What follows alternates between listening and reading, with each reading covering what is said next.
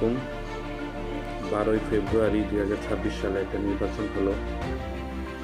নির্বাচনে বিএনপি জয়লাভ করলেন। এরকম 5 বছর পর পর নির্বাচন হবে, এক দল জয় হবে, আরেক দল পরাজিত হবে, বিরোধী দলে আসবে, জয় পরাজয় থাকবে। নির্বাচন হবে, এক দল আসবে ক্ষমতায়, আরেক দল যাবে। এটাই গণতান্ত্রিক নিয়ম, এটাই একটা গণতান্ত্রিক দেশের সত্তা।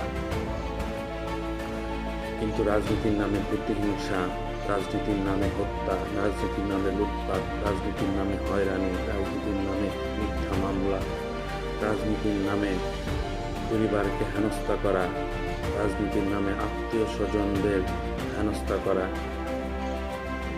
এরকম রাজনীতি চাই না। আমরা রাজনীতি চাই সুস্থ এবং সুন্দর, শান্তির রাজনীতি।